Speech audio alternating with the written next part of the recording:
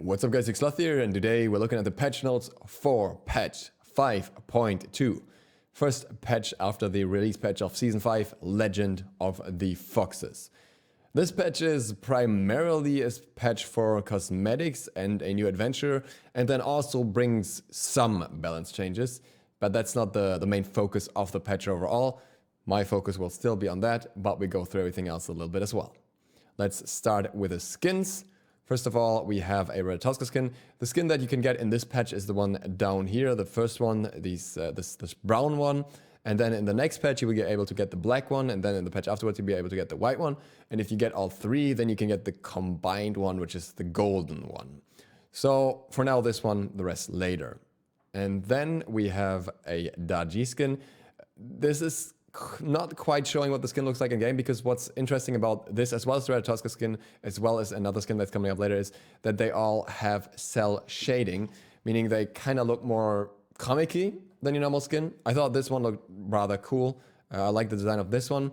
The next one then of the same style is Amaterasu. I think, in my opinion, this one is not quite as well executed.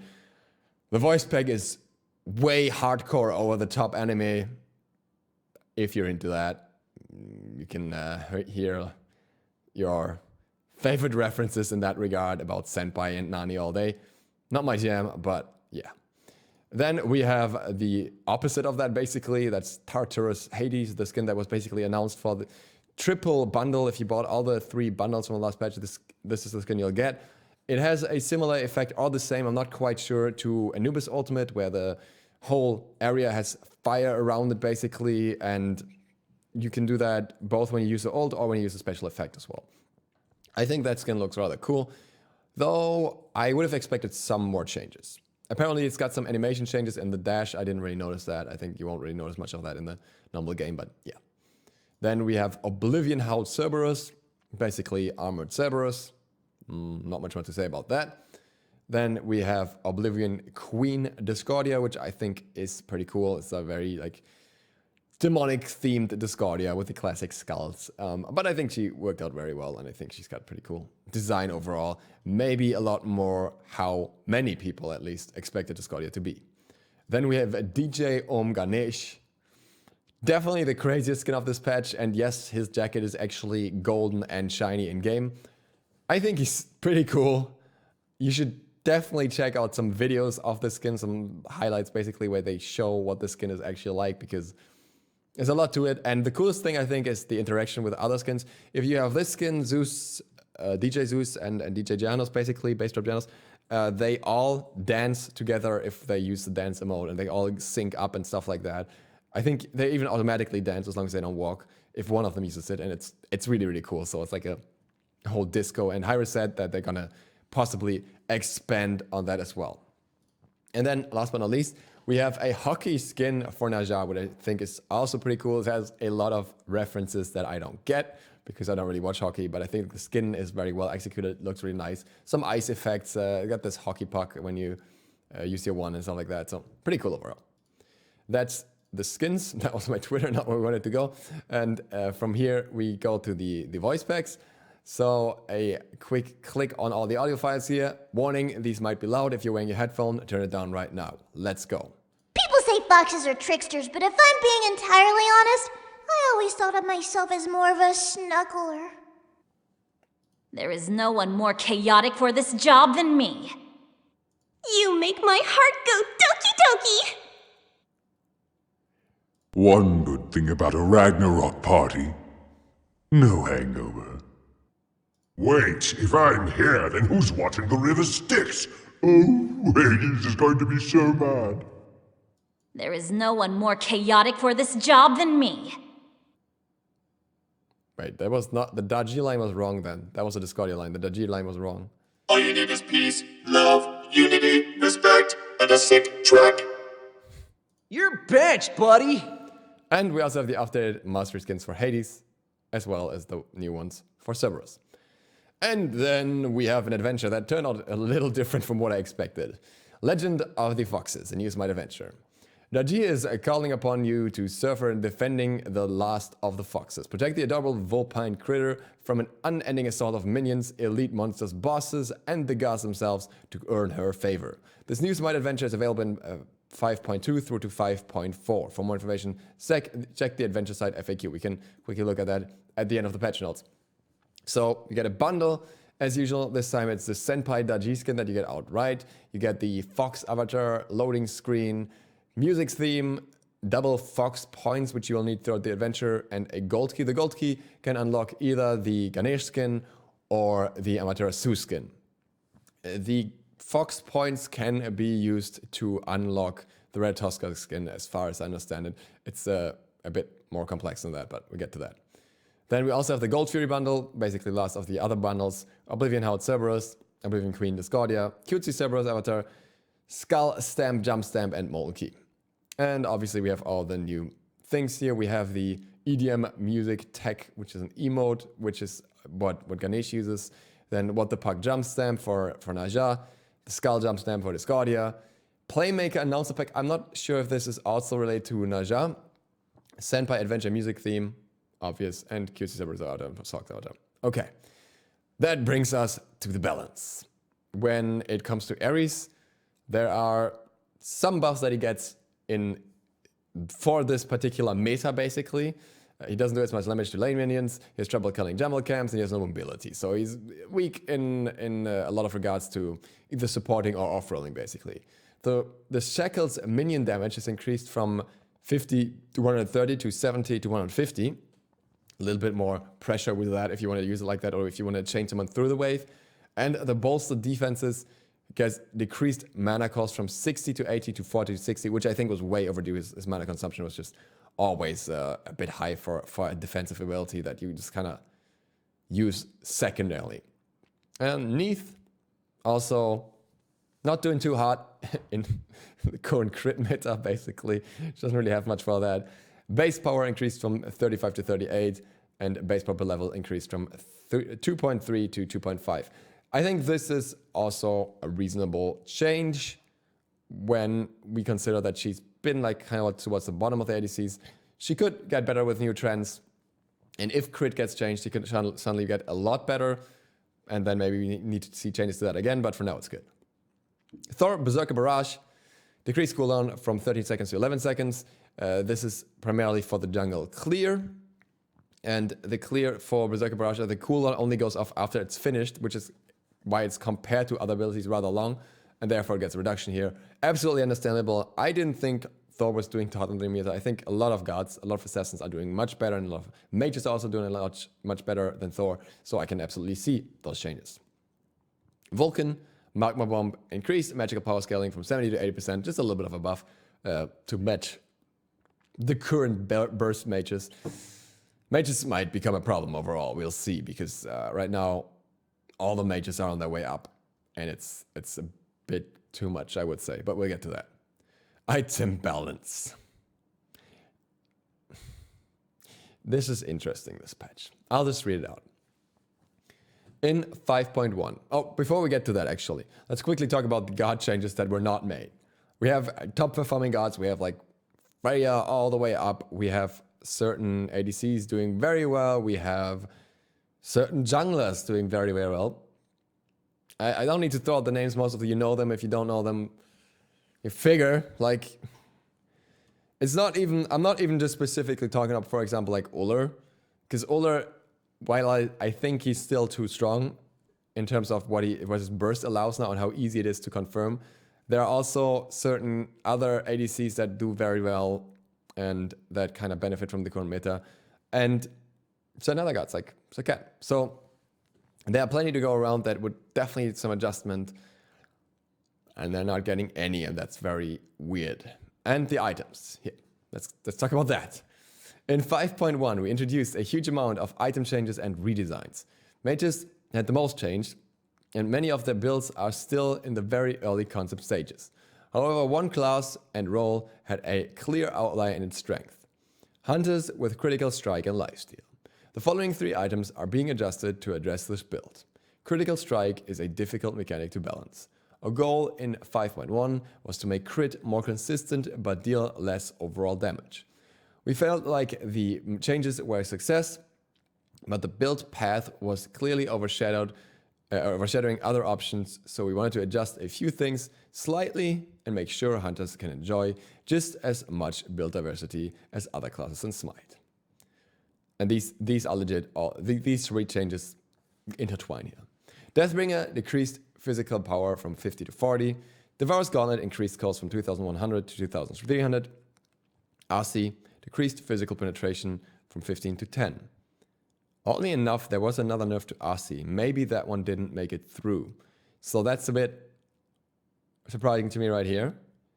If that one didn't make it through, that will be more reasonable.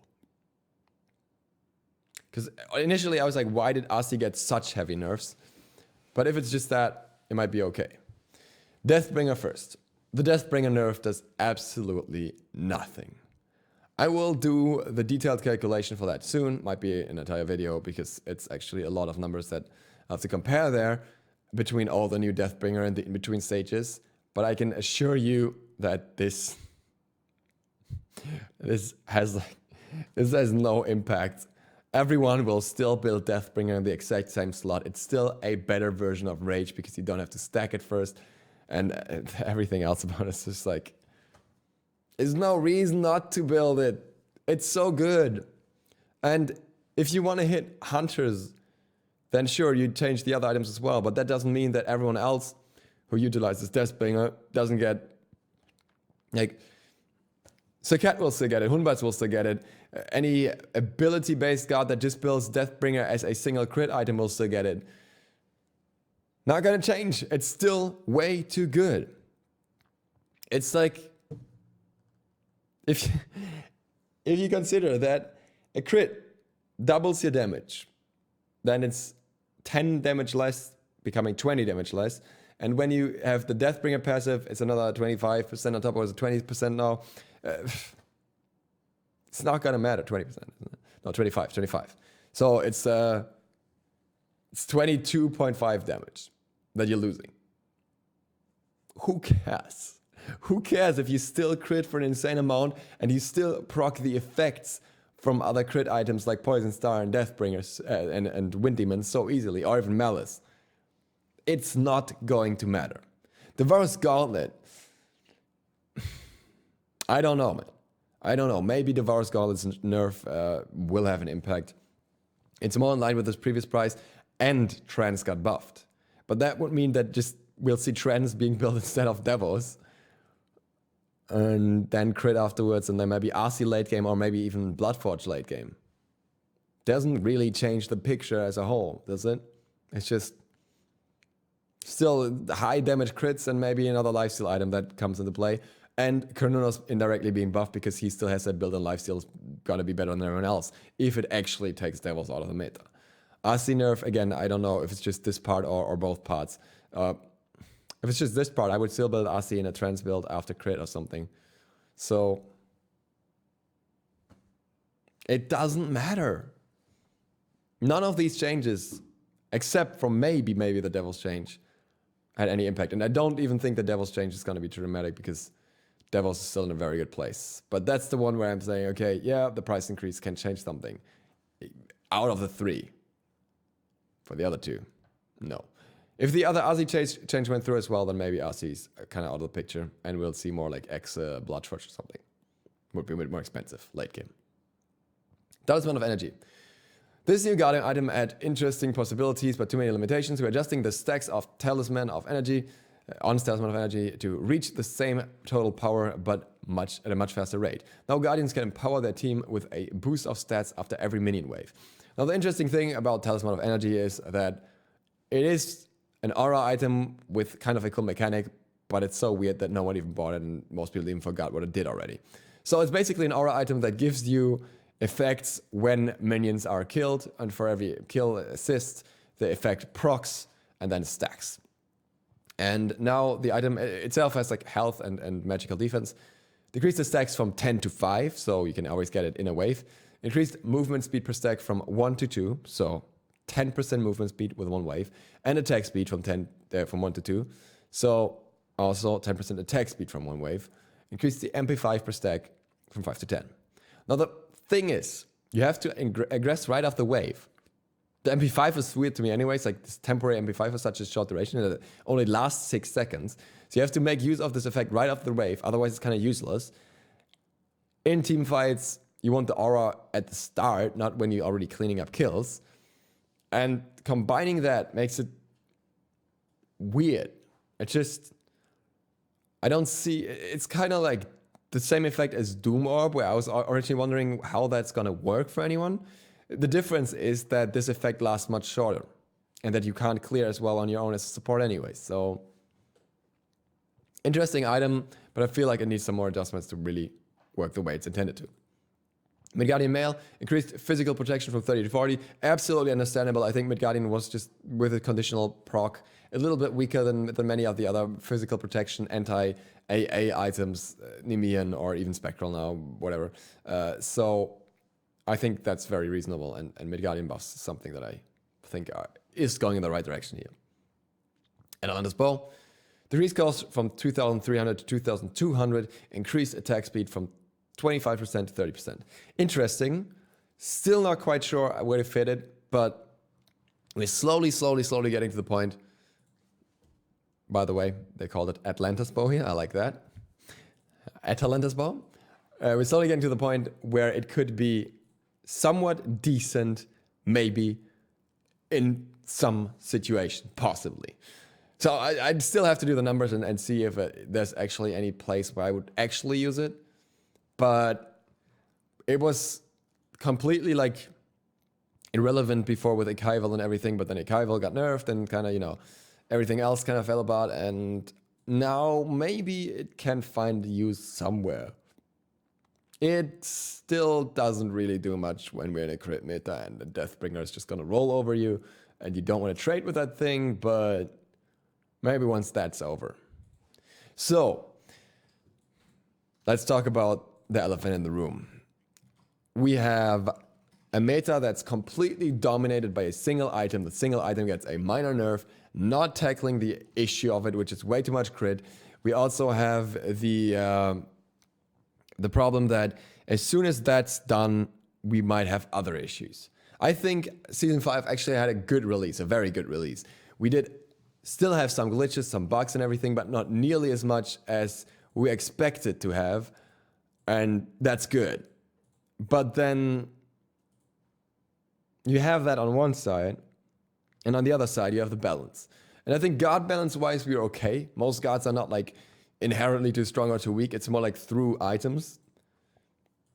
But we should immediately see the first items that are drastically overperforming being tackled to a degree where they're not doing that. With Deathbringer, I try and find the person that plays Smite on a higher level of play or does the numbers for the game and tells you that Deathbringer is okay. Find a pro player or a Thero crafter who actually says Deathbringer is okay. I'm actually putting this out there as a challenge. Link it to me on Twitter. I want to see one person. I want to see one person who says that Deathbringer in its current state is good and healthy for the game. Ideally, not an ADC main who just mains crit hunters. Because as long as Deathbringer reigns supreme, no other item can be properly evaluated in terms of how it performs, as you'll have that, being more dominant than anything else. For example, Warlock's Staff is an item that's very likely to be too strong. I've made a video on Warlock's Staff already, and people are catching on to that. Warlock's Staff is often built first item, and many of the pros are already saying that Warlock's Staff will probably become a problem. But we can't see this problem because we still have a bigger problem. So we can't see what has to be done in terms of balance for other items because we can't see the whole picture, because it's blocked off by this one item. And I don't think that's good. I think Deathbringer before the patch notes go live, Deathbringer should see another nerf. Take it down a notch. If it underperforms, you can still buff it again. That's always okay too. And then see how the meta settles then, instead of putting us into a crit meta that's not going to be fun for anyone. And with that, a little bit of a rant, but I really had to say this because I feel like it's such an obvious change that could easily be made. Thank you guys very much for watching. If you're new to the channel, feel free to click the sub button and maybe the bell. It really helps me out. Other than that, see you for the next one tomorrow. DukeSloth, out. And as we're doing patch notes with no normal outro as usual, and I'm not doing an outro song or anything at the moment, click one of the links up there and I'm gonna do this for you.